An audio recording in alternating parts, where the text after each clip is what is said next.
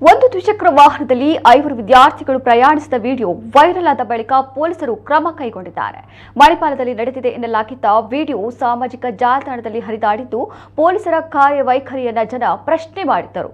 Video ವೀಕ್ಷಣೆ ಮಾಡಿದ ಮಣಿಪಾಲ ಪೊಲೀಸರು ಇದು ಮಣಿಪಾಲದ ಮಾಹೆಯ ವಿದ್ಯಾರ್ಥಿಗಳು ಎಂಬುದನ್ನು ಪತ್ತೆ ಹಚ್ಚಿದ್ದಾರೆ. 3 ಅಪ್ರಾಪ್ತ ಯುವಕರು ಹಾಗೂ 2 ಪ್ರಾಯಪೂರ್ತಿಯಾದ ವಿದ್ಯಾರ್ಥಿಗಳಾಗಿದ್ದು, ಅವರು ಪ್ರಯಾಣಿಸಿದ ಸ್ಕೂಟರ್ ಪತ್ತೆಯಾಗಿದೆ.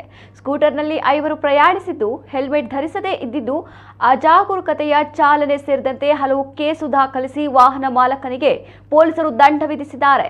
ಮೋಟಾರು ವಾಹನ ಕಾಯ್ದೆಯ ಸಂಪೂರ್ಣ ಉಲ್ಲಂಘನೆ ಪ್ರಕರಣ ದಾಖಲಿಸಿ 10,500 ರೂಪಾಯಿ ದಂಡ ವಿಧಿಸಿದ್ದಾರೆ. ಏಪ್ರಿಲ್ 17ರ ರಾತ್ರಿಯಲ್ಲಿ ಈ 5 ವಿದ್ಯಾರ್ಥಿಗಳು ಒಂದೇ ಸ್ಕೂಟರ್ನಲ್ಲಿ ಪ್ರಯಾಣ ಮಾಡುತ್ತಿದ್ದ ದೃಶ್ಯವನ್ನ ಕಾರಿನಲ್ಲಿ ಹೋಗುತ್ತಿದ್ದವರು ವಿಡಿಯೋ ಮಾಡಿ ಸಾಮಾಜಿಕ ಜಾಲತಾಣದಲ್ಲಿ ಹಂಚಿಕೊಂಡಿದ್ದರು.